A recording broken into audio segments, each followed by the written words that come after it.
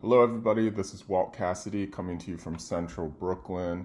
Today's date is Friday, March 27th, 2020, and I'm reading from my book, New York Club Kids. Today's chapter is Chapter 5, Body Modification. As we moved through the decade of the 90s, the idea that seemed to be the most common denominator was that everyone desperately craved fun again. We all needed to shake off the devastation and darkness of the previous decade, which had been dominated by the Republican politics of Reagan and Bush, the AIDS crisis, and the materialistic obsession with wealth. Similar to how the loosening of culture in the 60s was a response to the pristine 70s, the 90s were all about decompressing from the intensity of the 80s. The New York City ball culture that had infused downtown nightlife began to surface in a big way. Malcolm McLaren's 1989 track Deep in Vogue became the first popular song to bring voguing to a wide public audience and was followed 9 months later in 1990 by Madonna's hit song Vogue. Jenny Livingston's documentary Paris is Burning debuted in September of that same year to rave reviews. Madonna followed again with the 1991 tour documentary Truth or Dare, which featured a charming and charismatic group of overtly gay backup dancers as its stars. All of these releases and their success merged together to usher in a greater interest in and acceptance of gay culture within the mainstream media. The physical body became an interesting medium in the 90s. As a result of the ongoing tragedy of AIDS, we had become terrified of our own bodies by the end of the 80s. The prevailing image of gay men by that point had become an image of sickness, frailty, and death. Aside from entertainment and style, what voguing offered our community and the world at large was a much-needed reminder that our bodies were beautiful and worthy of celebration. We needed to dress up, dance, listen to music, and rediscover exuberance. Our bodies became something to be adorned with anything that we could find. Brightly colored hair, piercings, tattoos, plastic surgery, steroids, and every imaginable take on fashion surfaced. I was lucky to be born to liberal parents who did not subscribe to any kind of religion or carry conservative cultural traditions. Left to my own devices, without any imposed familial, religious, or cultural guilt, my mind was free to go wherever it desired. Fluidity with personal expression felt very natural and effortless to me.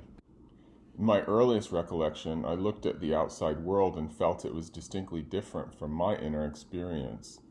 My body felt like a cage to some extent.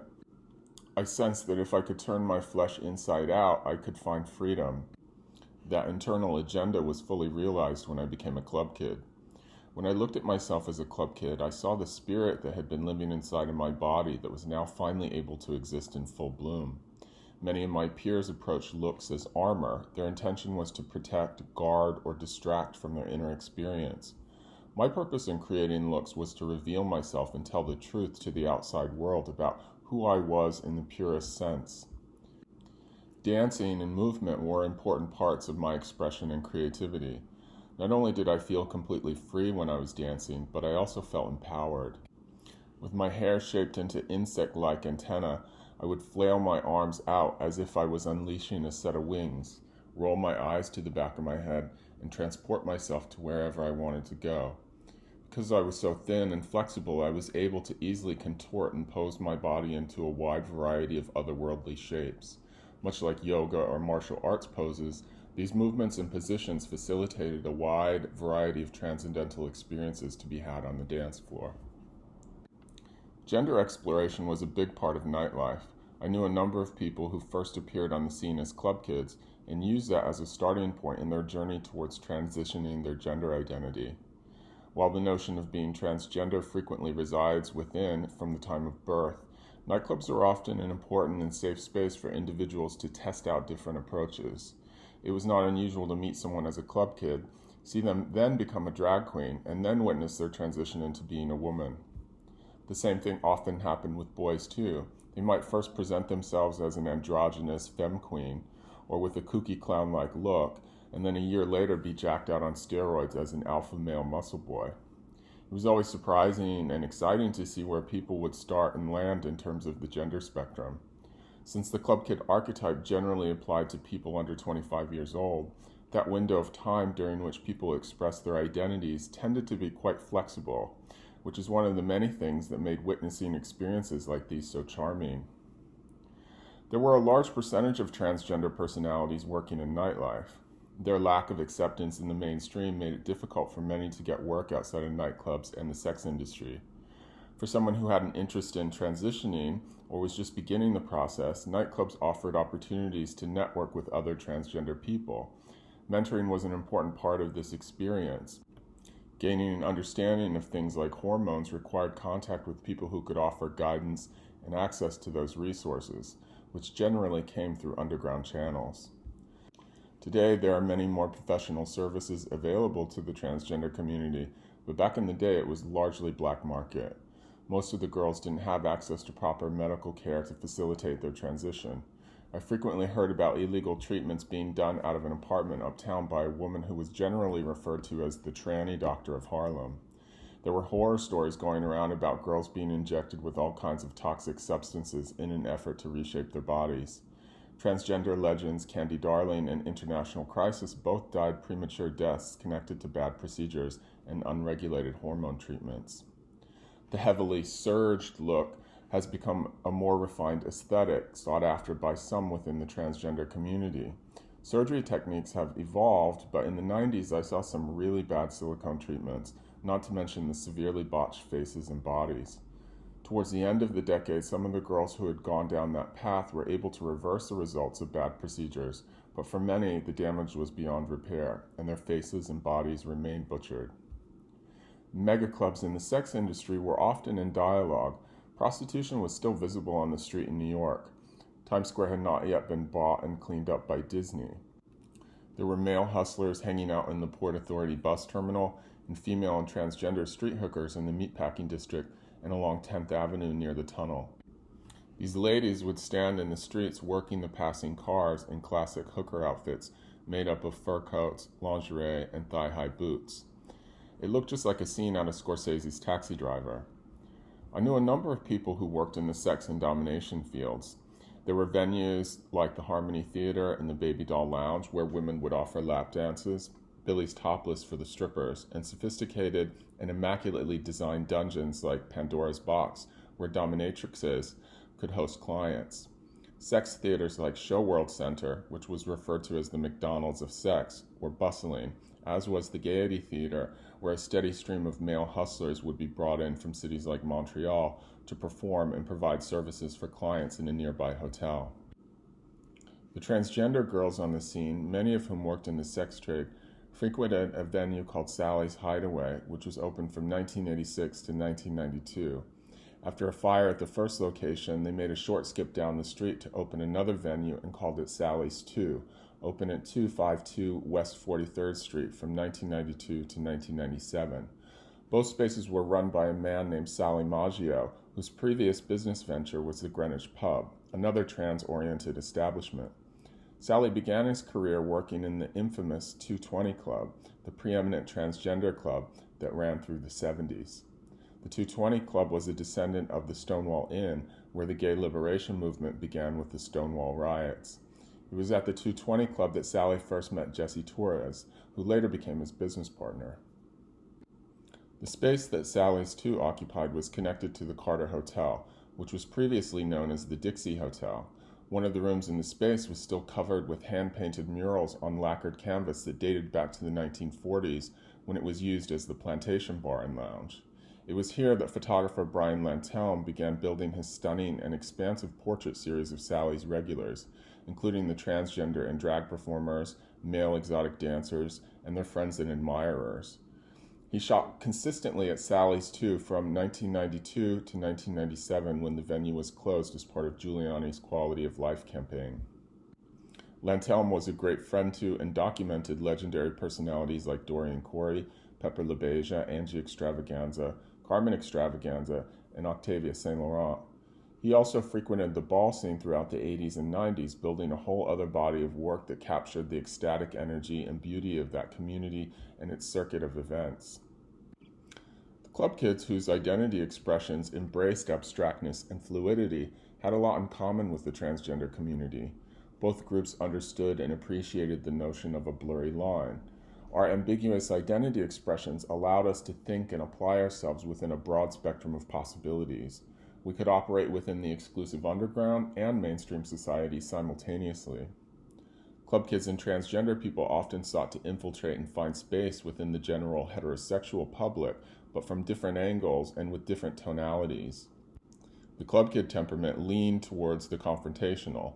At times, we could be quite aggressive in our attempts to find our way into the mainstream's attention span. From the daytime talk shows and outlaw parties to our appearances in cities across America as part of the club kid tours, we were always trying to get in people's faces without reservation. For some transgender people, the ultimate mark of success in their process of transitioning was being able to pass in the straight world. Blending in could be something as simple as walking down the street in broad daylight, riding public transportation without being noticed, or holding down a conventional 9-to-5 job. A transgender person's approach was usually more subdued than the overt and garish tactics of the club kids, but our commitment to finding our own unique place within society was similar. In New York, there was a thriving fetish scene, complete with its own circuit of clubs, including the Lure, the Vault, and the Hellfire Club in the Meatpacking District. There was also fetish-themed nights that would pop up at different venues, like Jackie 60, where the House of Domination held court and would frequently perform. The fetish scene in New York had a strong connection to San Francisco and Los Angeles, and there were a number of bi-coastal personalities that fueled those circuits. Tattooing was illegal in New York City until 1997 and wasn't something that you saw widely, even though it had been around since the beginning of time. You might have seen tattoos on a biker or maybe an older gay man, but they certainly were not trendy. One of the most recognizable icons of tattooing was a sweet guy named Tattoo Mike. He was very handsome and covered completely in tattoos, including his face and the palms of his hands. The notion of tattooing your face was considered unbelievably extreme and still in the realm of carnival freaks. It was way out of range for most people and truly frightened many. I first met Mike when we were both appearing in a Redman video for his song Rockefeller, which was shot in 1994 at the original Coney Island Freak Show Museum. Mike was cast as the tattoo man, Jennifer Miller was the bearded lady, and I was brought in as the contortionist figure in the video. That was my first time going to Coney Island, and I don't think I could have asked for a more iconic introduction. The area was pretty rough at night, so we were quickly shuffled out by car before sunset. I was told later that the video ended in a massive brawl between Redman's crew and some locals, so it was good that we mild-mannered freaks got out there early. Tattoo Mike would occasionally perform at different fetish parties, executing classic freak show-type stagings like nailing his tongue to a board. The highly regarded photographer and documentarian of underground subcultures, Charles Gatewood, captured Mike's stunning facade in a number of iconic portraits. Like the club kids, Mike appeared on daytime talk shows and crossed over into fashion through the branding and advertisements created by Jean-Paul Gaultier for his spring 1994 collection. Gaultier cast a number of prominent representatives from the fetish and body modification scenes for that particular runway show. He also took notice of club kid genitalia and cast her as a runway and print model. She was featured in a beautiful ad campaign alongside Tattoo Mike. Genitalia got involved with a number of interesting fashion projects and quickly became the new it girl of the club kids. She was befriended by young designer Jeremy Scott and served as an early muse and model for him. Additionally, she made an appearance in a highly visible campaign shot by Stephen Meisel for Calvin Klein, which showcased her shaved head and pierced cheeks.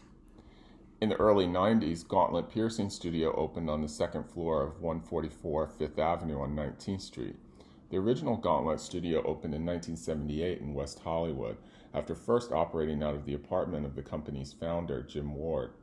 The studio catered to the thriving gay and S&M community of Southern California, but it expanded to include locations in San Francisco, New York, Seattle, and Paris. Ward and his team at Gauntlet began to design and manufacture jewelry that was specifically made for body piercings. Ward first designed many of the jewelry pieces that are widely used today, including the barbell, circular barbell, and captive bead ring. Astro Earl, who had come to New York from the California scene, was already tapped into this circuit and sported a number of extreme piercings. My ears and nose had been filled with rings since high school, but those were pretty conventional piercings in comparison to Earl's. Both he and the opening of Gauntlet in New York inspired some of us club kids to really explore body piercing. One of the people working at Gauntlet was House of Field veteran Lauren Pine. She had originally moved to New York from California in the mid-'80s with her best friend Miss Guy, and it was through Guy that we first met and became friends. We were all great fans of makeup, so many of our early conversations revolved around that subject. In the late '80s, Lauren and Guy had both returned to the West Coast for a couple years. While in Los Angeles, Lauren became involved with Gauntlet's flagship piercing studio. When she returned to New York in the '90s, she worked at the newly opened Fifth Avenue location. Lauren was the person who did all of my piercings, and she did many of the other club kids as well. She became known for her extreme waist trainers and corsets and was a good friend to Mr. Pearl, the master corset maker and contemporary of Lee Bowery. I had the joy of meeting Mr. Pearl one night at the last incarnation of Danceteria, and he was absolutely lovely. The type of committed waist training that Lauren and Mr. Pearl pursued was a real art form. The more casual attempts at that type of body modification were achieved through the waist cincher. Hugely popular, the waist cincher was an essential part of nightlife vernacular, much like platform shoes and high heels, if you were anywhere near the House of Feel, especially. A waist cincher could help any average queen look like one of the girls in a Martine painting.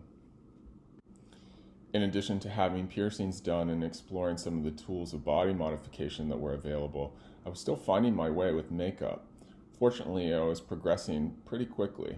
Miss Guy was very supportive and encouraging of my early attempts at makeup and was always willing to share any tips that he had picked up.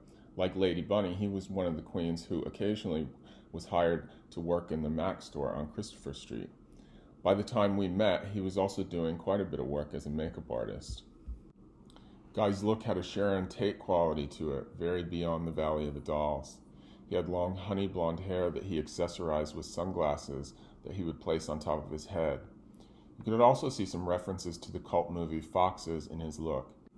As with JoJo, I was drawn to Guy because we shared an appreciation for rock music, especially bands like Kiss and the Plasmatics.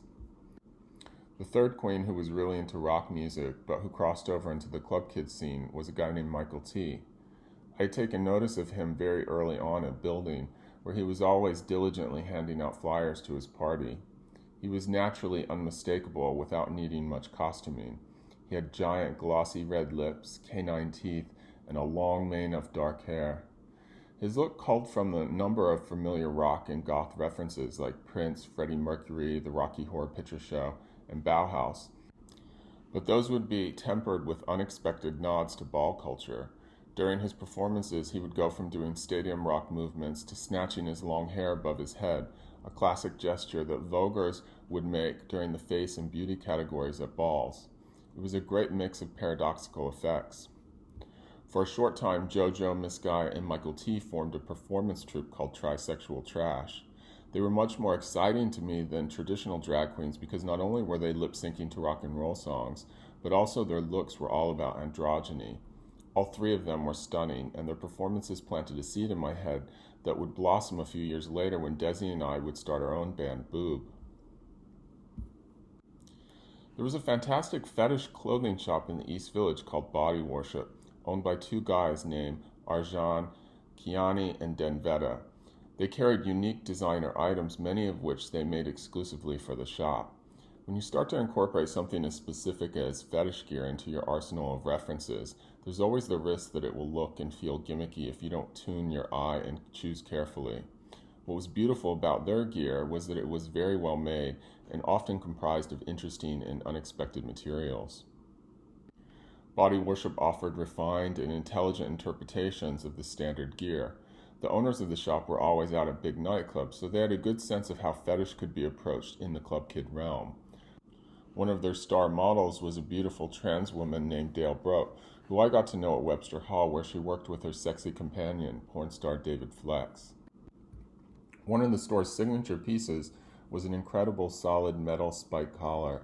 It seemed like everyone that I knew had that accessory. Desi, Astro Earl, and Kenny Kenny all wore this specific design. It wasn't a traditional leather-based spike collar like a punk would wear.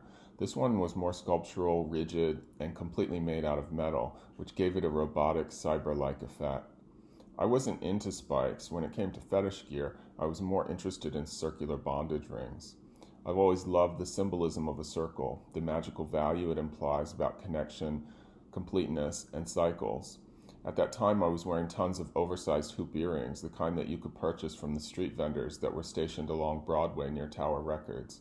I'd snatch a pair of great hoop earrings and an amazing mixtape from those guys all in one sweep.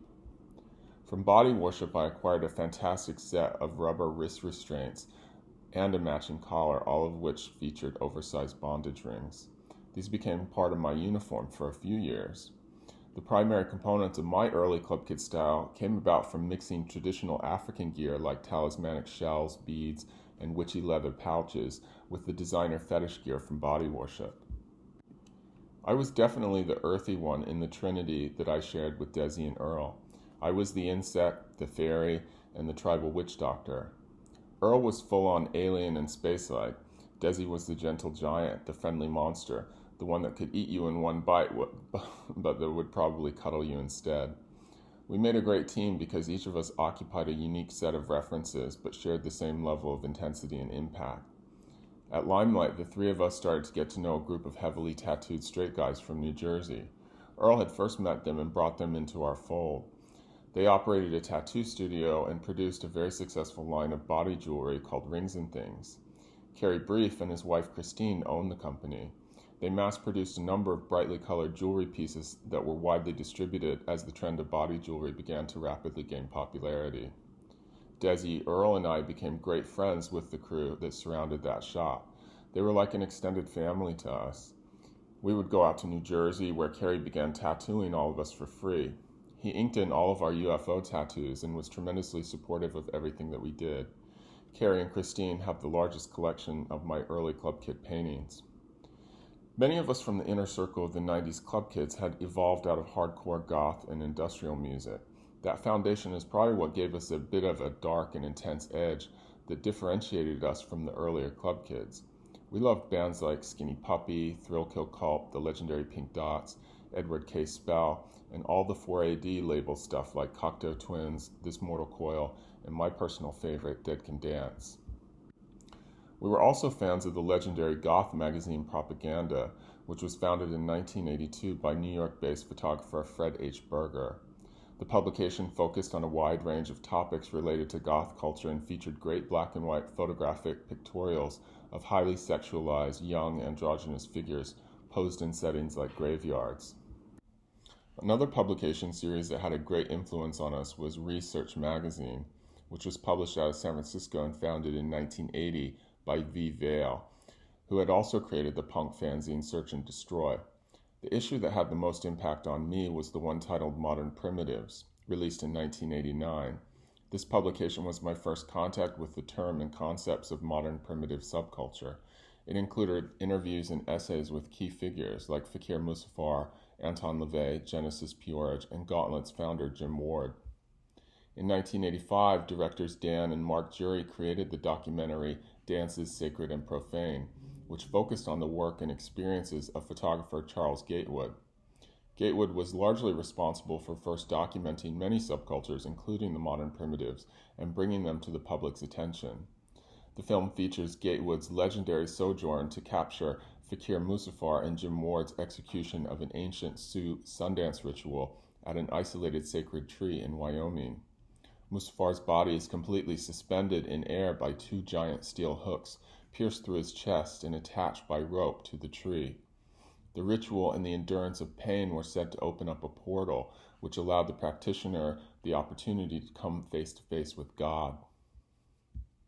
As club kids, none of us came anywhere near this level of transgression with our practices, but seeing that people like Fakir Musafar were pushing so far beyond the boundaries of our corporeal perceptions into the sacred realms of the spirits and gods was incredibly inspiring.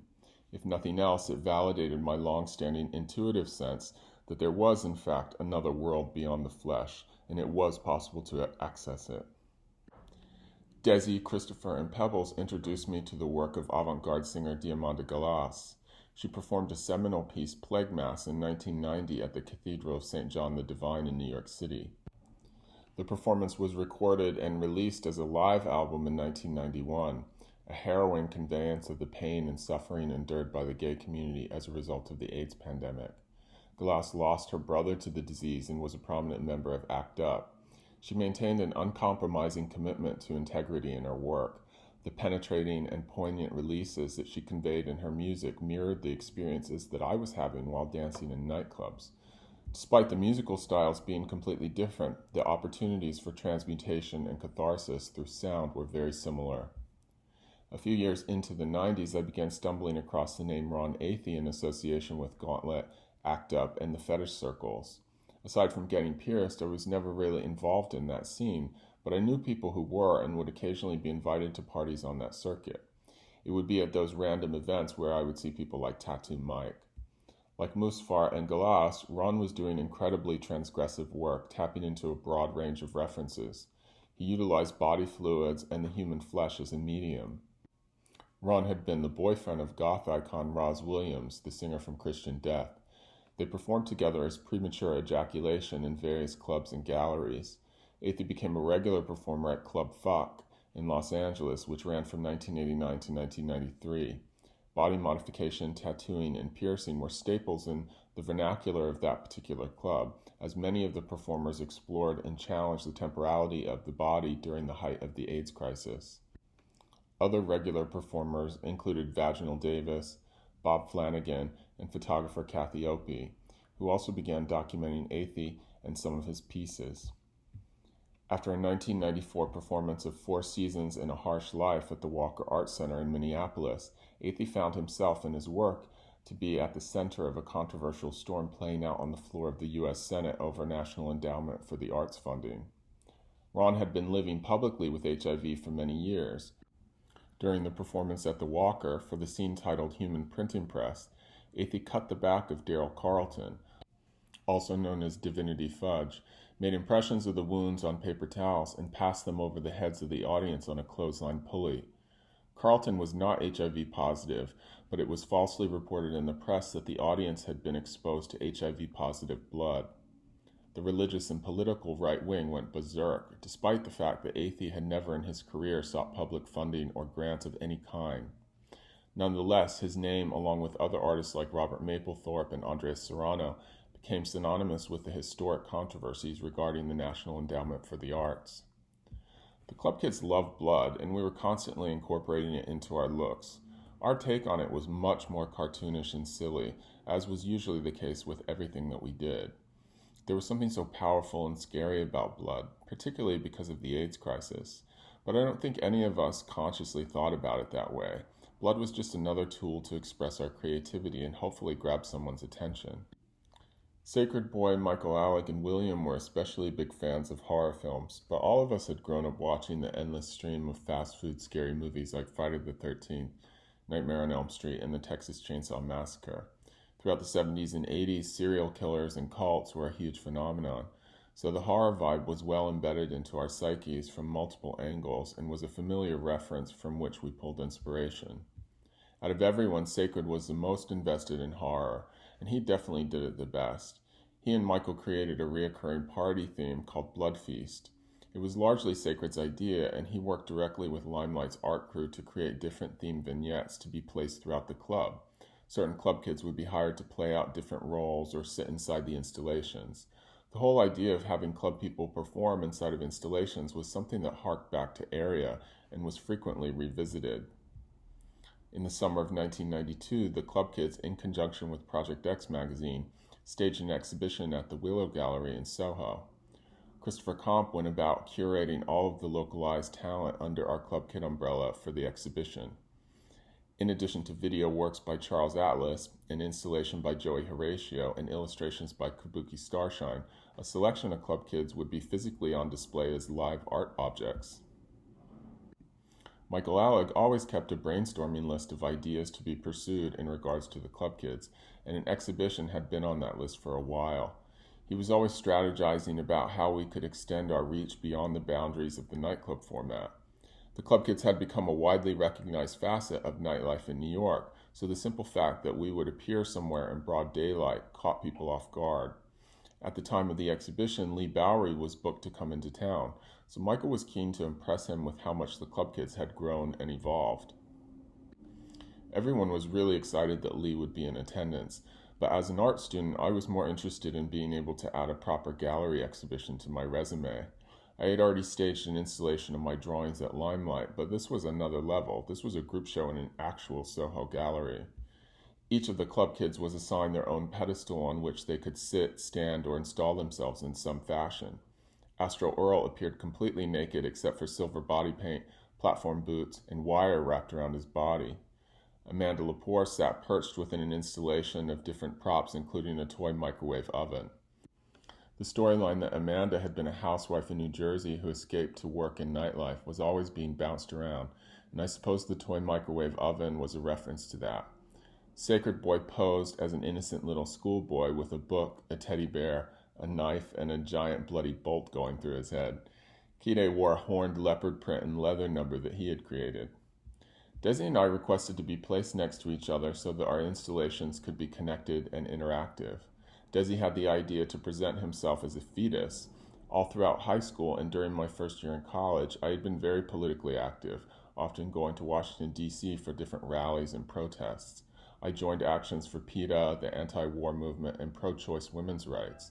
With Desi as a fetus, I had the idea to stage a back-alley abortion to make a statement in favor of pro-choice abortion rights. Instead of dressing like a woman, I appeared naked, donning only a loincloth. I looked like a goth Jesus or Saint Sebastian. Desi covered himself in fake blood and saran wrap to create the effect of placenta. We ran a blood-filled tube from my loincloth between our two pedestals to serve as an umbilical cord. At one point in the installation, I flailed my legs up and down and made a bunch of noise as if Desi was being torn from me. Afterwards, Desi remained installed as the aborted fetus. I proceeded to cover my body in blood, writing my boyfriend's name on my stomach and creating a little blood drawing on the side of my pedestal. Lee seemed really impressed by our little number and kept bringing people over to see our part of the exhibition. He loved how Desi presented himself as a bloody baby. A couple years later, in 1994, Lee returned to New York to do Wigstock, where he performed a birth piece of his own. He carried his wife Nicola upside down in a harness beneath his dress before lying down on a table and giving birth to her. Lee had performed that piece prior to its Wigstock debut at a club called Kinky Gerlinky in London. Nicola was made up to look remarkably similar to how Desi appeared during our installation. I've always wondered if he might have been at least partially inspired by the abortion piece that Desi and I had done a couple years earlier at the Willow Gallery. One thing I know for sure is that going home from the exhibition that night proved to be quite difficult. There weren't many taxi drivers that were willing to pick up a couple of naked, bloody club kids. We did manage to maneuver into one sympathetic driver's car, but what I did not realize was that the fake blood that I had been using when it dried was also a powerful adhesive. By the time we got back to the club kid house, my arm was completely glued to my torso, and when I forced it free, a layer of my skin ripped off with it. The club kids, as silly or as bloody as we could be, also tended to be quite attractive men and women underneath our outfits. This added to the allure of our group and our accessibility within the public sphere. We live in a largely superficial society that feeds off of beauty and sexuality, so adding those two elements to anything will essentially create more impact and hold people's attention longer.